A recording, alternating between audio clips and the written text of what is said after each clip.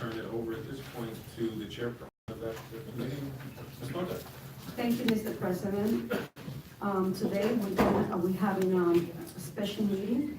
We're gonna be reviewing the Tressler capital budget review and the recreation fees.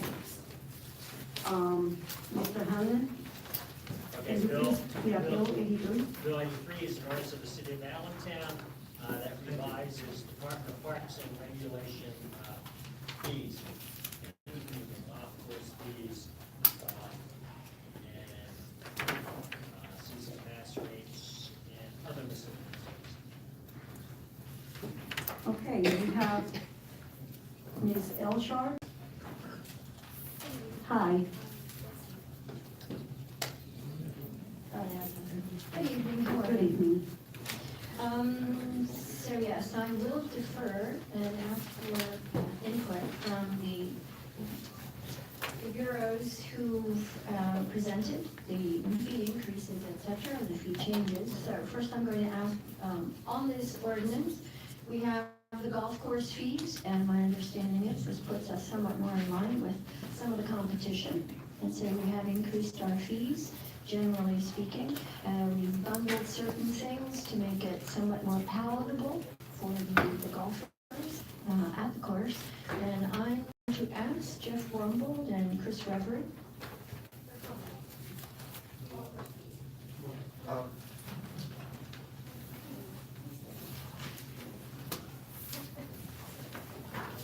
Good evening. Good evening. To cover the changes for the golf course fees, on the front page, you'll see season passes. What we've done this year was increased them $200. That original fee is basically a $100 increase. Last year, 2 years ago, we started a $2 per round fee for each season pass holder that would buy a season pass. Going through the mathematics the last couple of years, the $2 fee, we decided to add just $100 to their fee to get rid of the $2 fee. It's generally, season pass holders are playing the average about 52 to 53 rounds. So we added another $100 just to increase the fee. So basically, it's $100 added to their cost. The junior rates, we kept the same because we'd like to continue to promote junior golf. There aren't a lot of junior members, but there are a few, and we'd like to see them continue to play. The season passes, we also made the fees a little easier to understand for the players. We do have a walking fee, and we also have alongside of it a riding fee. We used to just call green fees and charge people cart fees appropriately, appropriately for what they play, and they would have to do the math in their head, and it was a little confusing to them. So we decided to do everything, either a walking or a riding fee. Those fees have all increased $3. So anybody who would walk 18 holes or ride 18 holes are going to pay $3 more this year. The junior rates will also be the same. The special rates, we used to run specials after 4 o'clock. We run a $25 special. We do a player card that allows a person who joins that player card to play a couple rounds of golf during the week for $25, and one for $25 on the weekend after noon. This year we decided to go to $30 for that special once they join that program. And usually there's about 1,100 rounds used on that. 9-hole fees are also are going up. They are going up $2. The cart fees themselves for the season pass holders, they're going to go up $1 for 9 holes and only $1 for 18 holes. Driving range, we're going to go up to a $7 bucket for a small, and that'll be approximately 35 to 38 golf balls. The large bucket will go to $9, another $1 more, and that'll be twice that amount, so it's 70 to 76. And then a jumbo will go to $12, and that'll be between 105 and 114 balls. We're requesting a military discount for active and or retired from the military at a 10%. And I think that That's it from the golf course. That's the fees for the course. That should allow us to get between 90 and 110,000. The $90,000 increase, or the increase in revenue, is projected on what we've had this year, about 36,000 rounds, which was a very low amount. We've lost probably 24 days this year because of rain. If we do what we're projected revenue, which is 40,000 rounds, then you're looking at about 110,000 increase, which is what we need to keep the place running. And with the other increases on fertilizers and chemicals and just everyday expenses. A quick question, how are we compared to other municipalities when it comes to our prices? Costs, almost identical. We are maybe $1 more in one item, but it's not anywhere close to what the other public courses, like if I say Green Pond or Rolling Oaks, other courses like that are normally $58. Wedgewood are $58 to ride on the weekend. We're still at 53, so we're, and I don't know if they're increasing at all this year, but we're well within our competitiveness for other golf courses, for our condition as well. Our condition is far superior, I feel, than the other public courses in the area. I think it warrants it. Okay. I think that we should continue, and then towards the end, we'll ask one Okay. question. Thank you. Thank you very much. Okay, swimming pools and pool rates. I'm going to ask Roman Griffiths, please.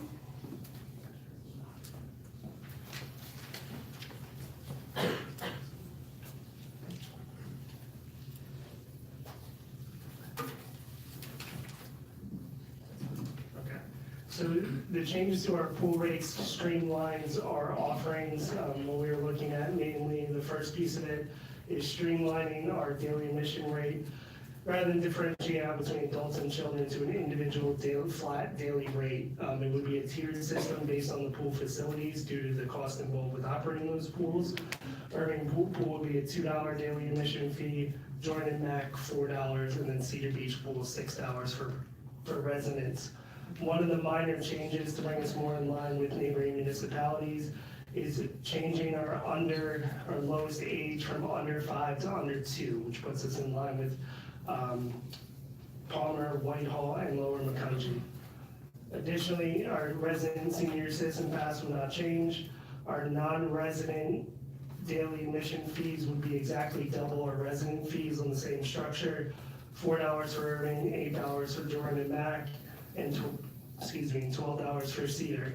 Our individual non-resident senior citizen daily rate would be at $4.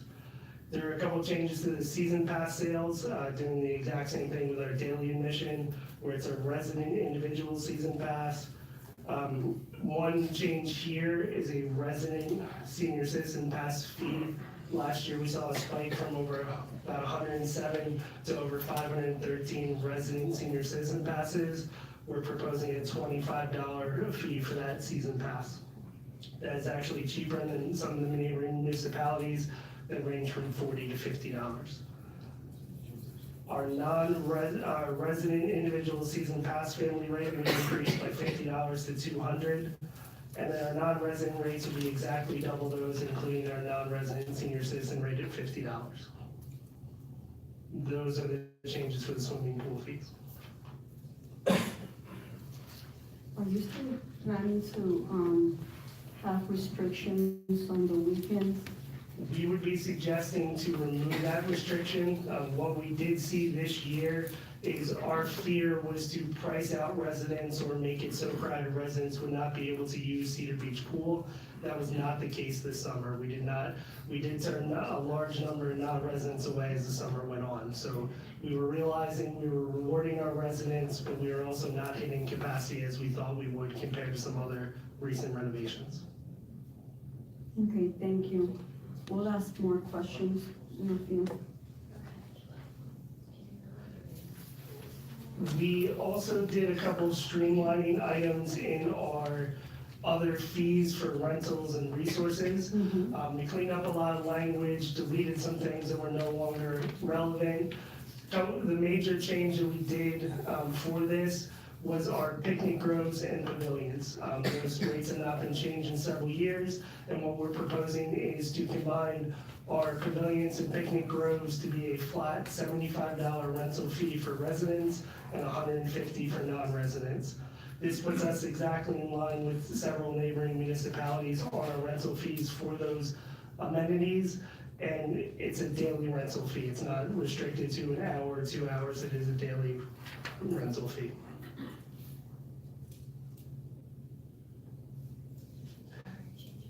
Yes. The last change is due to the popularity of our basketball league in the summers. We are proposing a slight increase to our team registration fees for our basketball leagues. It is a tiered registration structure for teams. Our certified A youth members do pay the cheapest rate. Those are teams that register that are Allentown residents that are part of our A youth organizations. A middle tier for inside Allentown teams, it may be an independent team with Allentown residents, and the highest fees would be for non-residents entering our league. The other change with that is our adult volleyball leagues. Due to be more competitive with other leagues around in the summer and winter, we are proposing a $50 decrease in the volleyball league registration fee. A decrease, you said? Yes. To attract more adult teams to participate in our league. We're finding we're losing teams to other leagues that are out there. And you think that is because of the money? Yes. Okay. So I believe those are the primary changes besides taking off, like tennis fees no longer applicable. So anything that's scratched out is no longer applicable. Question?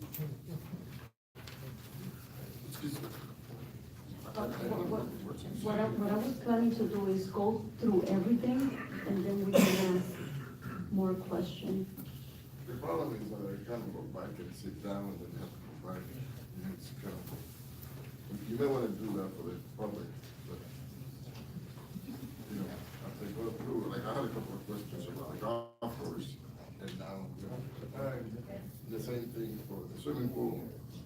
And I don't know if anybody else has any questions. I do. Okay. It's okay. It's okay.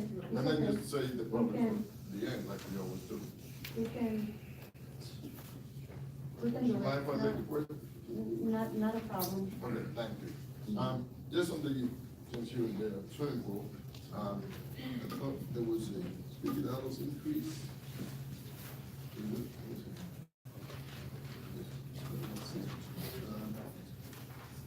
For the residents, there was a $50 increase, for the season pass, right? Yes. What's the reason for that?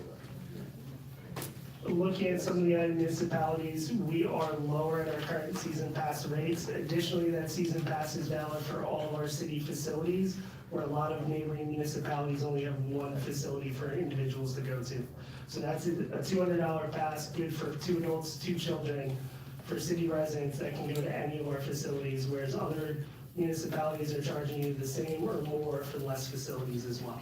So they can go to any facility? Anyone. An increase? Yes. But not for non-residents, they still pay a little bit more, so. So a non-resident season pass is gonna be exactly double, so it ends up being $400 for the family. They're allowed to go to the 4 facilities, they are being charged more because they are non-residents. Okay, that makes sense. And then the comparison that I would make is more like Bethlehem, not necessarily the apartment or. We looked at Bethlehem, Emmaus, Palmer Township, Whitehall, Macungie, and Lower Macungie. And they are also, around the same? Yes. Around the same residents. If you do it along the country, obviously, it's usually higher.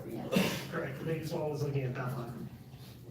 And then you said you had seniors, there's a discount, I think, or are you raising it as well? I think that's it. The resident senior citizen season pass has been a free pass before. This year, we saw a drastic jump in the number of passes that we had given out. Typically, it ran between 100 to 200 in the past 10-year span. This year, we were over 512. So how much you, I saw it now. In 20, $25 from free to $25. Right. Yes. Okay, that's what I see, yeah, thanks. and to give you an idea, that same pass type in Bethlehem is $50 for residents. I'm sorry? It's $50 for residents in Bethlehem. So we still, with all all the residents in other municipalities that are like ours. That's all I have for you. I don't know the question for Mr. Walker, but. It's okay, we can go back. Any other question? Madam Chair, thank you very much. Mr. Greedy sort of touched on some of my questions, but I have a couple that he didn't touch on that I wanted to go over. So why the change in getting rid of the youth rate and just having a flat fee for anyone between the ages of 2 and 59? Part of it is the operation of the facilities. We found that with the varied rates that we had between residents and non-residents, and this was the first year we did residency verification on site, we felt we needed to streamline and speed up the part of it is streamlining the process for entry. We did have a couple times where it was mentioned it took a while to get into the pool facilities, particularly here, and we wanted to streamline that. Plus, we also looked at the breakdown of children versus adults that come. It's about an 80-20 breakdown as children to adults is what we see. And you sort of touched on it a little bit, Brian, but could you give maybe more depth as to why you moved it from 5 to 2? Because that's a significant. Sure.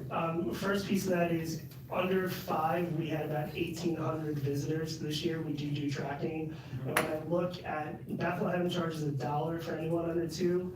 Emmaus is under 5. Palmer, Lower Mac, and Whitehall are 2 and under.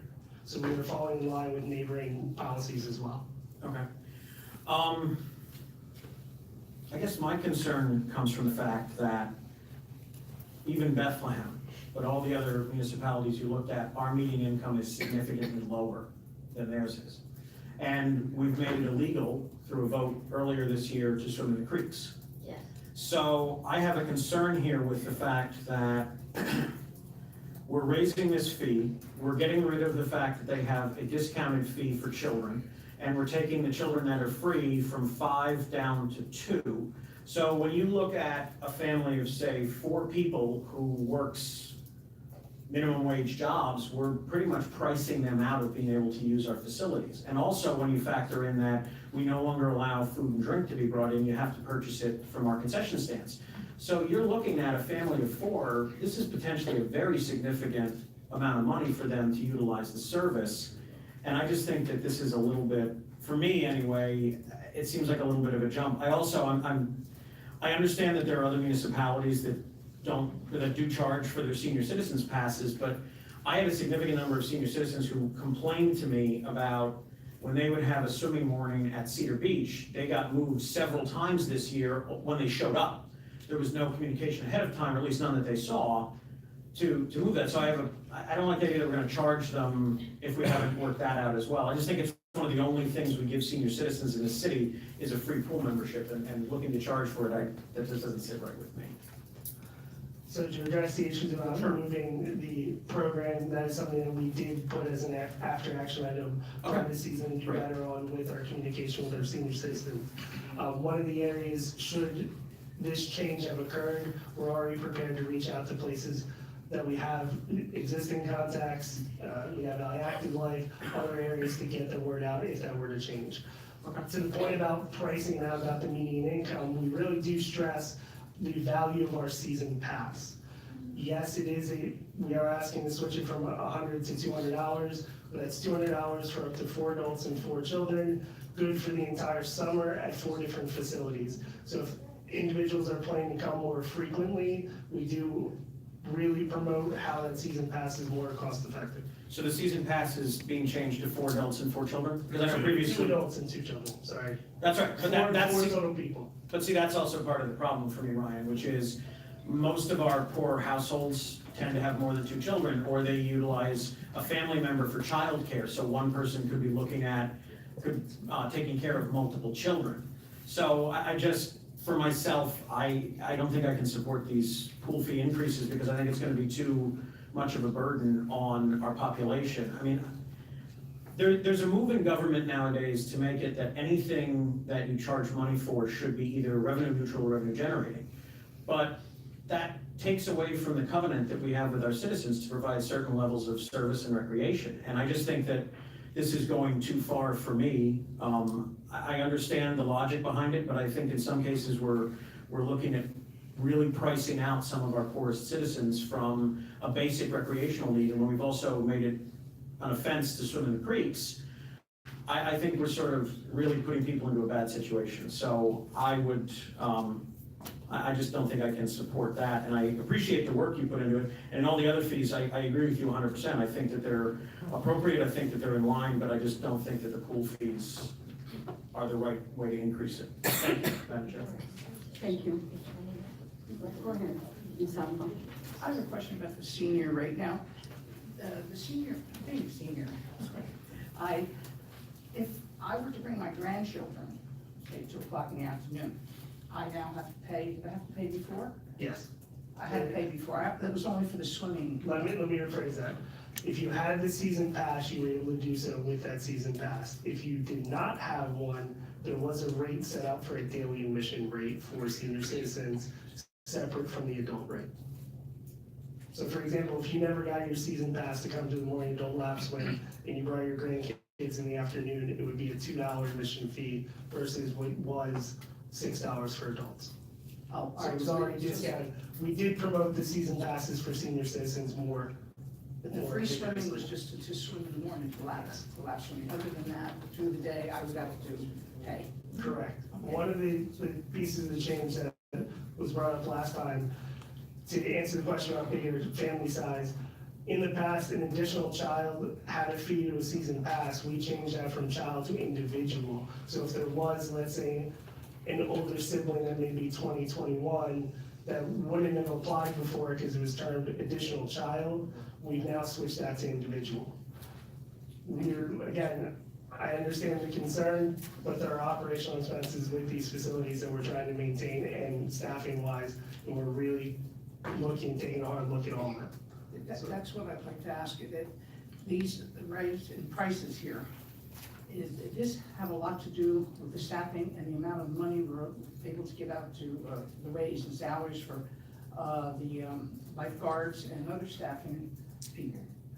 Is this? These rates were part of what we were projecting in our revenue for the 2019 year, yes. And your raise, you want it to go, how high would be We would start our first year lifeguards at $12 an hour. first year lifeguard? First year lifeguard, I thought I was a third year lifeguard. 14. 14. Yes.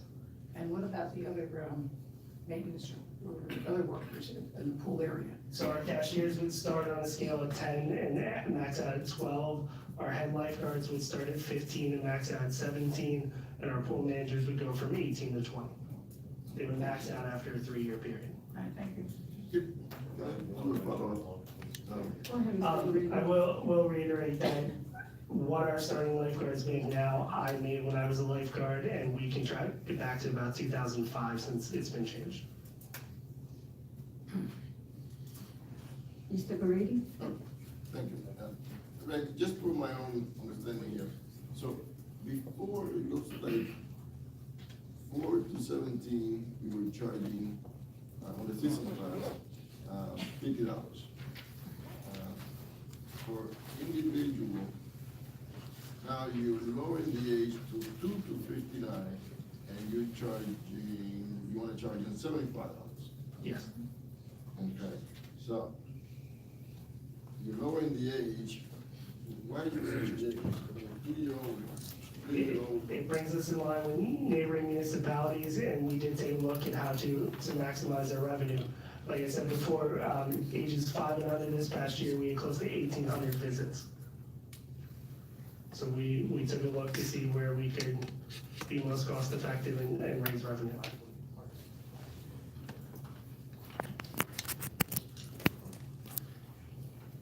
I just think like a little 2-year-old shouldn't be paying for pool. Is that, so he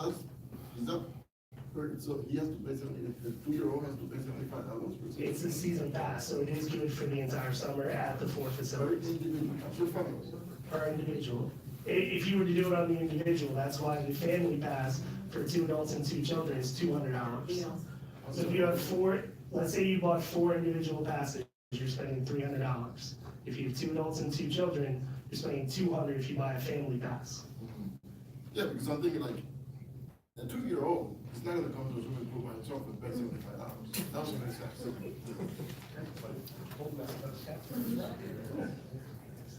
You know what I mean? Like, sure, just, I'm trying to get you like it.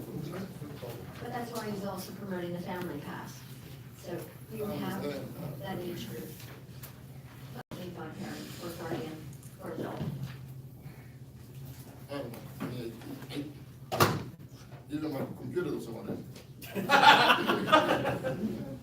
But I just, I mean, I understand you're trying to promote the family class, and that may be good, but you're also increasing the family class with, you know, by $50.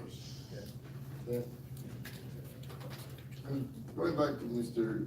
Robinson's point in regards to some things that you probably want to support, support within the family unit. I don't know.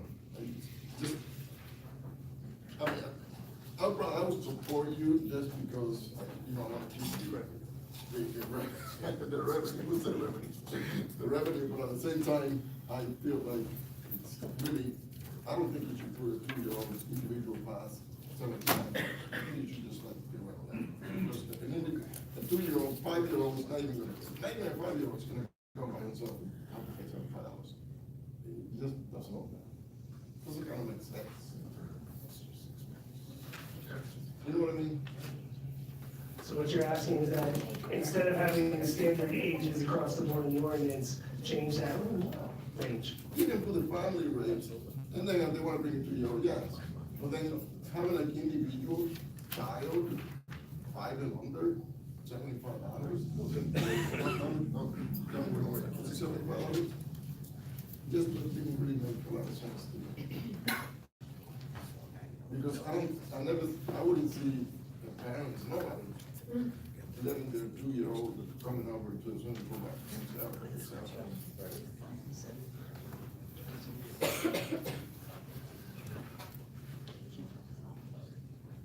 And I'm just talking about the individual part of that. We can go back and take a look at that. Yeah, please. Thank you. That's all. A quick question, let's say that we pass this, okay? Aren't we afraid that, that instead of more people swimming, in the pool, they're gonna go back to the swimming in the river? Because they cannot afford to pay? Yeah, but I would say Cedar Beach, for example, you have very nice amenities, which I think is partially what brought people out to begin with. Not only because it was the only swimming pool open at the time, but they did come out for the amenities, and I think that's been a nice big improvement. Because believe it or not, I mean, when we had issues in the past, people couldn't afford it, and we had people swimming illegally, you know? I don't think what we're proposing would be that big of a turn off. I think it's something we have to see the data. Based on what we made the suggestions, we've looked at the data over the past 10 years as far as attendance, revenue, all of those things. We've looked at some other municipalities and we're right in the line in the middle of it with what we're presenting. And I understand where you're coming from. We also want to be compatible to other municipalities, you know? I do understand. And we want to create more revenue. I do understand your point. We also have spray parks, which are no charge, obviously free for the children, not for anyone. And I would, pardon? Spray parks free? Yes. Yeah, spray parks are free. And so I would at least recommend that potential, try it for a year, we see what happens, collect the data, I and then understand your make a point. comparison. Okay, thank you.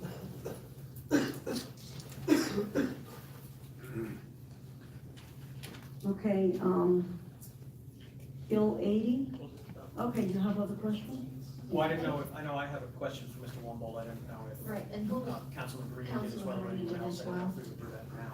right, Okay, all right, let's do it now then.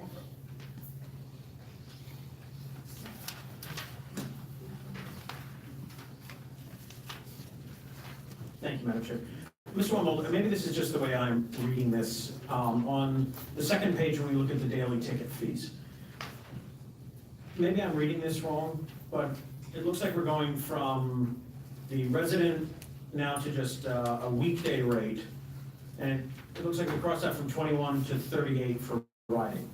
I just want to make sure that I'm reading that properly, or where I might be screwing up, because it didn't sound like that's the case from your presentation. The resident rate for 18 holes? Yes, when we're looking at the very first line, we have the 21 crossed out, and then it says riding 38. Yes. I wasn't sure if that was an increase of $17, or if I'm just reading that wrong. No, the $21, all those little fees are walking fees. Okay, that's so why it's just a what it is. $1 increase on the walking fee. Correct. In that sense. Okay, that was my only question concerning this. Well, actually, I do have. So is there, maybe this hasn't been here for a while, but there's no twilight rate for 9 holes? That's correct. Okay, all right, thank you. I appreciate that. Thank you, Mr. Wumble. Thank you, Madam Chair. Thank you. Any other question for Mr. Humble? Mr. Garidi? The only question I had is basically, by increasing the rate, I mean, I noticed that in our budget, that we really haven't been making that much money in the golf course, like, at least a couple of years ago. And I know part of it's because of the weather, but by increasing the rates, do you think we're gonna keep attracting more people, so we can be at least revenue, yeah? Yes, definitely. There's no question, the last couple of years, this year especially, has been weather related. Weather has been really poor this year, with the rain and taking care of the golf course and even getting it open on certain days. But definitely, without a doubt, this rate is not increased to push people away. We're just trying to stay up with the costs of goods that are increasing. And we've done this every couple of years, every 2 years essentially since 2008. And I know you mentioned some of the private clubs, but would Bethlehem be also in the same ballpark that we are in regards to rates? Yes, their rates are almost identical to us. I mean, basically identical. I know our clubs are, the golf course you invest in a lot is doing good, and it looks like getting better. How is the machine dispenser, self-defense dispenser doing? It's doing well. Yeah, I mean, and people are able to use it anytime they like. Have you used it? It helps off with the staffing is the big help there. But yeah, definitely people are aware of it now. It's been in place for more than 6 months, so people, are using it quite often. Okay. And you think that $12 for the jumbo won't be? Yeah, that's again in line with other places and what we're offering and the quality of golf balls that we're using and the mat surface, that type of thing. Those were the questions I had. I mean, I just wondered, I'm just hoping that because of the rate increase, we don't lose people from coming. All the places, a lot of them. Understood. Thank you. Any other question from the dais? Okay, thank you, Mr. Bowman. Mr. Hannon? Bill 80? Okay, Bill 80 is, I guess the adoption, we'll take a look at the Drexler Fund, and you're also on page 317, and you did a lot of this, but you also went to look at the capital projects on page 427.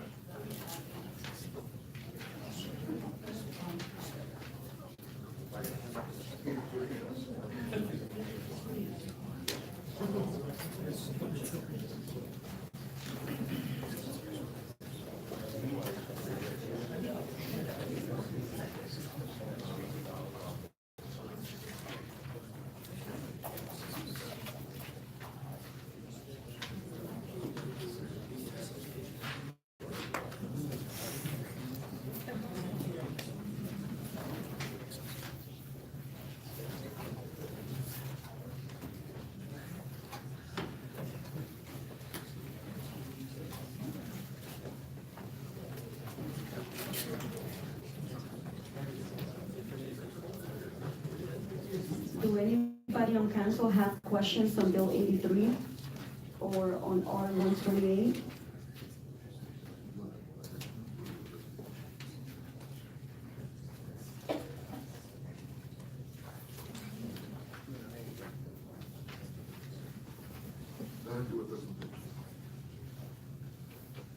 Go ahead. Ready? Okay. The Trexler Fund is what we're talking about at this point? Yes, Just want to be please. sure. An agreement is now in place through the Orphans Court of the Lehigh County Common Pleas Court, in which we now have a requirement going forward to spend a portion of the dollars in the fund for capital projects, which is 10% for 2019 and will gradually go up to 30% within about 3 years. Last year in the budget, we had just over $2 million that was there for operating purposes. It was used entirely for operating expenses, and it was a year in which we could afford to do a $2 million budget because the proceeds that came in from the Trexler Fund were very generous. It was a very good year for their investments, and we were able to take in pretty close to the $2 million that were anticipated. This year, we are anticipating getting a contribution closer to 1.8 million, given the current trends that we are seeing in terms of investments and where we think they're going. And out of that 1.8 million, we need to spend 10% of it on capital expenditures. And so the total that you see in the budget for Trexler comes out to just over $1.8 million, of which 180,000 is designated for general capital purposes. The operating budget for Trexler goes down therefore to a little over 1.6 million, and the way in which we handled that with respect to the budget was to move several positions over that had been assigned to the Trexler Fund back into the general fund. So the positions that were being taken care of are being funded, but in many cases, they may be over in the general fund now instead of being in the Trexler Fund, but that is how the primary step was taken so that we could bring the Trexler Fund into balance with what we anticipate revenues to be.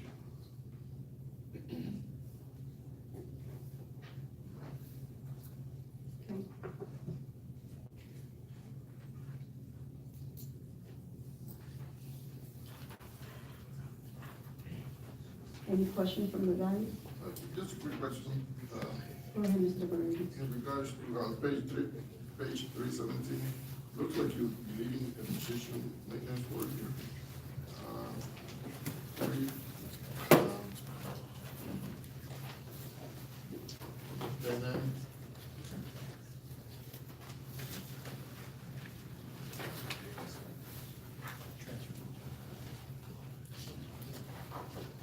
And I think that's a transfer to the general fund, actually. Let me hear from you, because I really like to, the Trexler Fund is usually working the parts, and I'm not sure what you would transfer, but go ahead. Yes, and I have just confirmed with park staff, as you can see, we had 15 FTE that were in the fund, 15 full-time equivalent staff that were in the fund for 2018.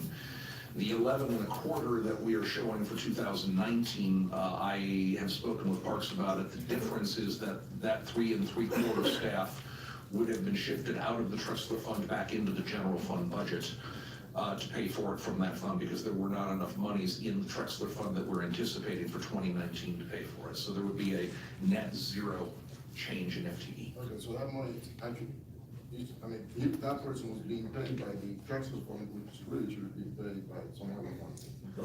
They will be paid, if someone who had been paid out of one of those positions in the Trexler Fund for 2018 will be paid from the general fund So for that's 2019. the rationale. Yes. Any other, I don't have any other questions. any other questions from the guys? I have, just concerning the Trexler Fund, I have a follow-up to what Mr. Greedy was asking. Mr. Hartzell, moving these employees out is also based off of the settlement though, correct? Because we do need to spend 10% on capital improvements. If we would not have moved the employees, there would not have, as you said, there would not have been enough money, which meant we could have spent nothing on capital improvements and we would have been in violation of the new agreement. correct? That is correct. Okay, so that was the main rationale for it, is to make sure that we are not violating the new agreement. The main rationale, but we also did indeed, we're not expecting as much to be coming in from investments from the Drexler Trust this year, so there would have been some movement to begin with. Right. This just means that there was more movement because we had to reserve a portion of it for capital expenditures. Right, so it's a matter of less revenue coming in and then also making sure we're abiding by the new agreement. Correct. Thank you, Madam Chair, that's all I have on the Drexler Fund. Go ahead. Just one question from me. Parks and Rec Director, we have one full-time position for 2018 at 103,350, and we have one full-time position for 2019 at 97,838. If we're coming from a split fund when we have it like 0.8 and 0.2 somewhere else, what's going on there? I'm sorry, page 317 of the big book. That's not a split position. That particular, the Parks and Rec Director position historically has come out of the Drexler Fund. And so that fund is showing Ms. Elchar's current salary with a 3% increase added to it. Math was never my strong suit, but 97,838 is less than 103,350. But her current salary is $95,000. Correct. Okay, I thought it was the 103,350, which is in the book. That's why. Okay, thank you. That was a former director's salary. One is very good. Another $8,000 goes ago. Yeah, we just have what's here in the book. So, The transfer. Any other question from the dais? Go ahead, no?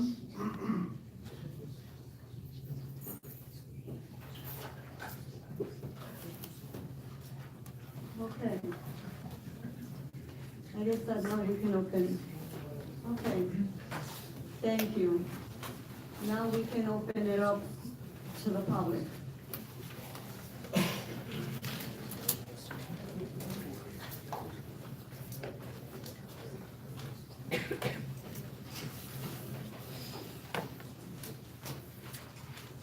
Good evening, Tom, Good evening. East Side of Allentown. Ms. Moda, if you could find out what the city charges are that had to be raised to offset the new cost, would be appreciated for both the golf course and the swimming, and what effect that has on raising the funds.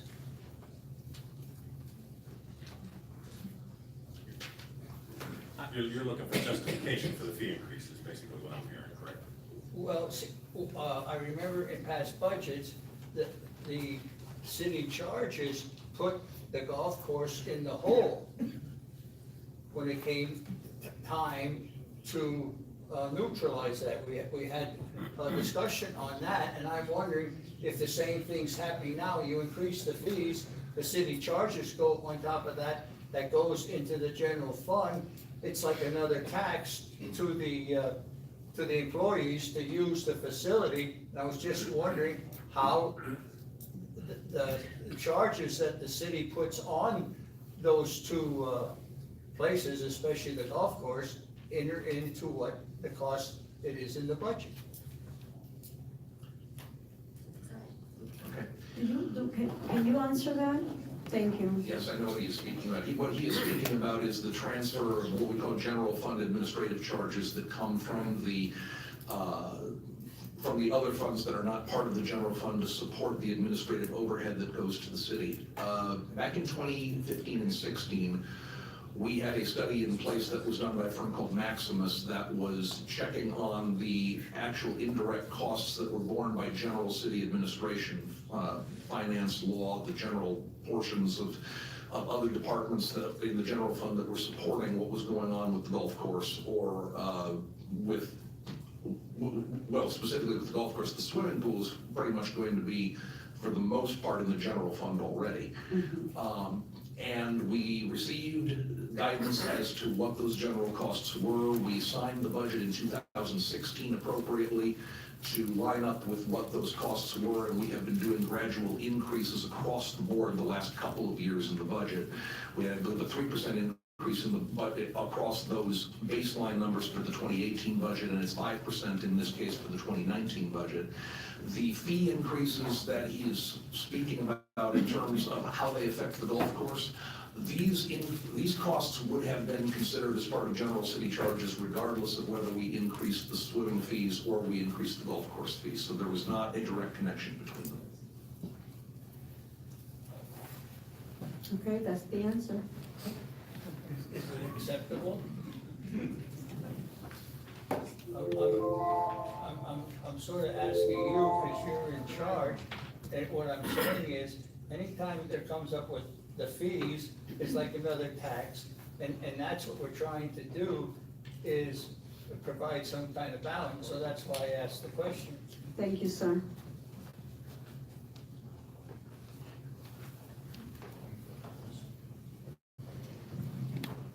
Good evening, Glenn Hunsicker. Is there a mic switch down here? Yes, with the great button here. The green button?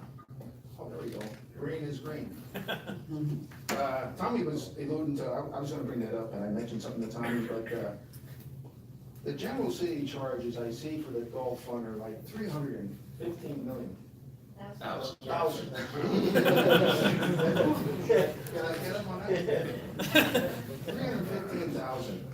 Now, how many, I thought about this for a while, I'm thinking, how many workers does that employ? It's just workers. Now, we're not spending pencils and papers for that amount of money. So basically, if we have salaries that are included in that, are we double dipping or double charging in his department on the wages? Are we, or not? Go ahead. No, the entire point of assigning those general charges and why we went through the Maximus study in 2016 was to get a realistic understanding of how much the other services outside of the general fund were making use of general administration in the city and what their overall costs were. There actually had been in place in the few years prior to the Maximus study where we had more of a best guess estimate as to how much that overall cost was going to be, and that was then increased by a ratcheted amount in the years that followed it. What we discovered with the Maximus study is that we wanted to have something in place that was from a rigorous source to determine where the indirect costs were coming from and how much they needed to be assigned to each of the particular funds. So there is a rational basis behind what we did as far as reestablishing the baseline in this, which I believe was with the 2017 budget actually, because we refigured this for 2016. Another minute, I'll be finished. The reason that this comes up every once in a while, it's exorbitant fee to me. I mean, looking at this, the solid waste fund, over $1 million for them. $1 million. Somebody has to look into this charge, and he has to give us the formula. Now, he did say he would give us the Maximus, or whatever that name is, that company. He would give us that report and how they calculate this. But somebody in council has to look at that. I mean, somewhere along the line. It's not gonna happen tonight or tomorrow, but it should be done.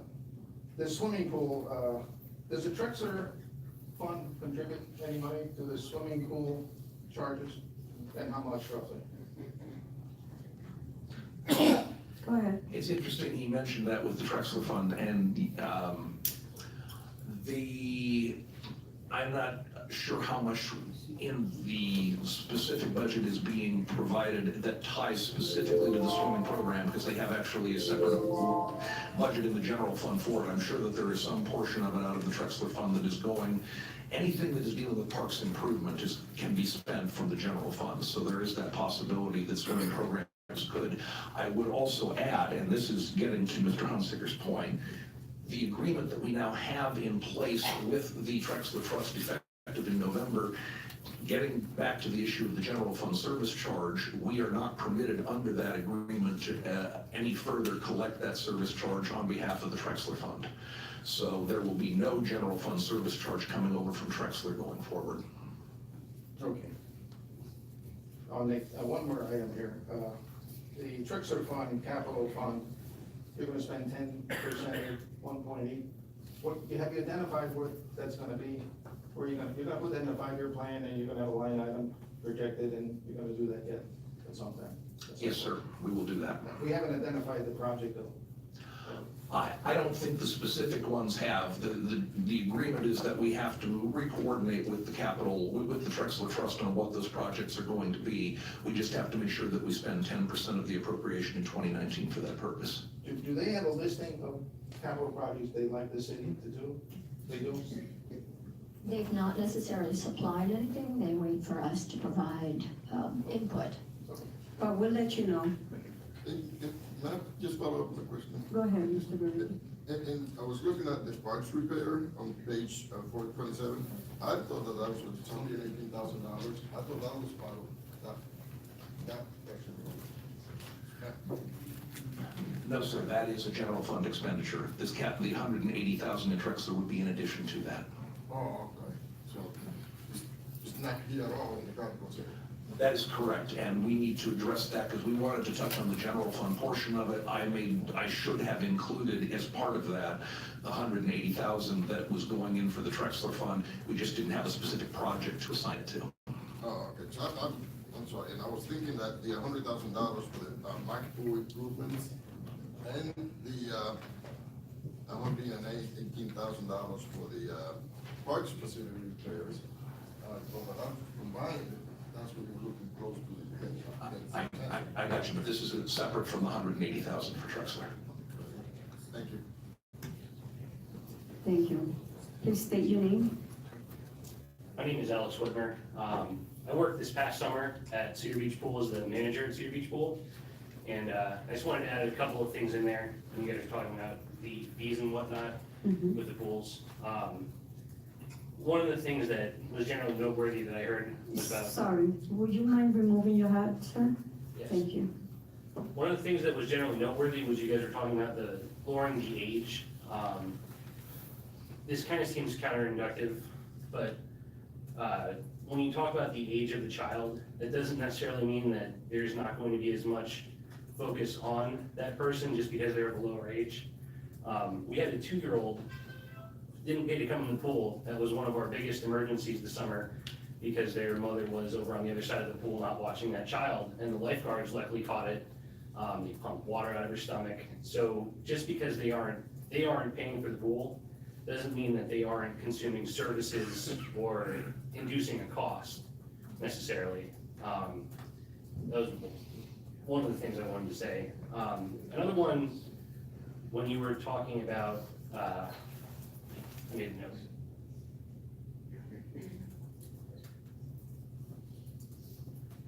When you guys were talking about swimming in the creek and how that's discouraging people from going to pools, people have swam in those creeks for the past forever, you know, and also for the past forever, people have drowned in those creeks. There was a drowning recently where I would argue that the fines for swimming in the creek is not a punishment for not swimming in the pool. It's a way to discourage people from risking their lives in those creeks, especially when there's high waters, flood waters. And luckily, some of those times, it's close to a pool, and the lifeguards end up dealing with it anyway. So again, they've incurred costs to the pool, where the lifeguards are closing down the pool, running over there and doing that. But they're still having an emergency. I would definitely think that that would be something you guys should keep to discourage them from doing that, because those creeks are dangerous. They also run programs during the summer, the Parks and Recreation does, to encourage swimming safety. So all of that gets factored into the services that the pool does provide. I think that's all I really wanted to say. I don't know if you guys have anything. No? I would like to say that I do agree with you. The first thing that I did when I came into, when I got into city council, I made sure that I put signs at Jordan Creek. Because believe it or not, you know, a lot of people were, had emergencies and were drowning there. So I do agree with you, you know, swimming in the creek is dangerous. So I agree with you. We should discourage people from swimming there. Okay. Thank you. And, any other?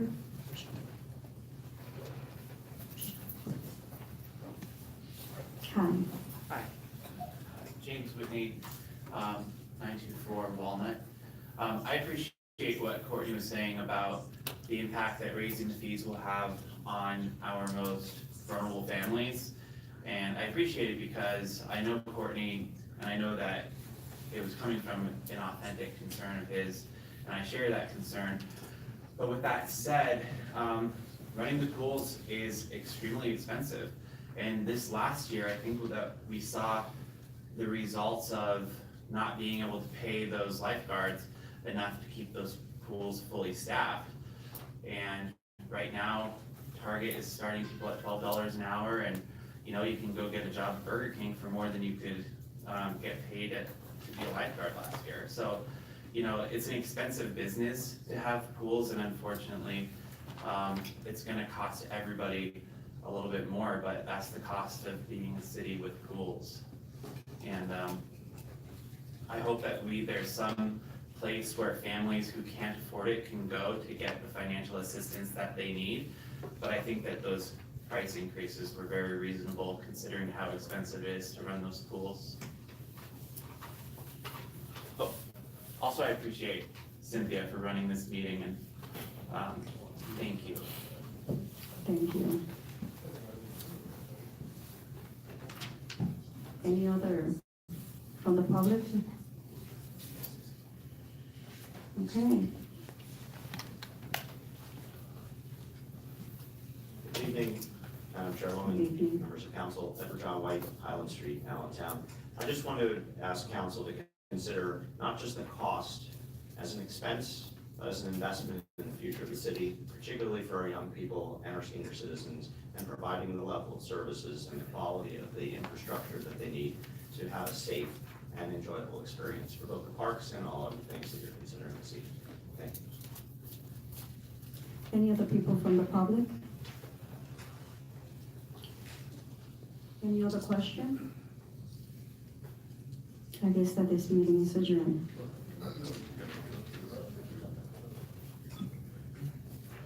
Mr. Hanlon, we have to move these favorably. I'm sorry. My apologies.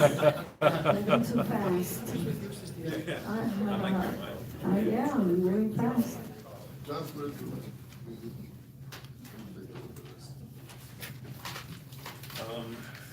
Okay. I guess I would like to, yeah, I would like a motion.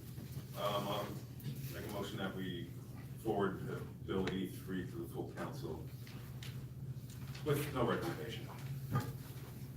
Second? All, I'll second that. okay, all in favor? Say aye. No, wait, you're not. You're not in the committee, I'm not in the committee. You're not on the committee. You're on the committee. There was a committee of the whole. No, That's the it's- committee of the whole. This is just a committee, this is just a budget review, it's a committee of the whole. Okay. So it's okay? Yeah. Yeah, it's okay. So, okay, so second.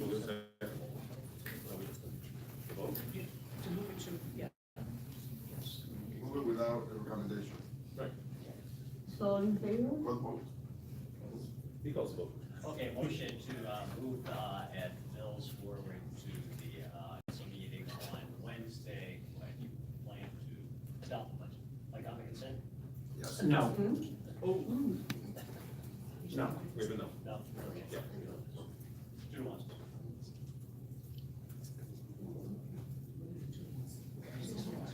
All right. Okay, 6-1. Yeah. Okay. So this meeting is adjourned.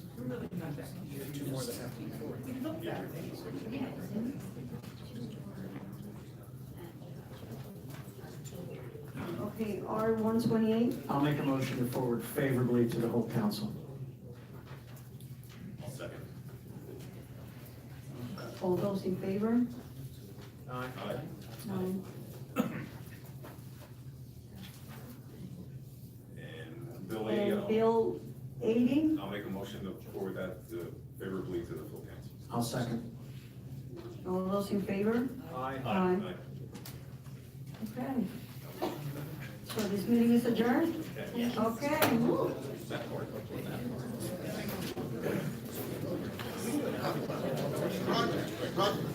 You gotta see the budget.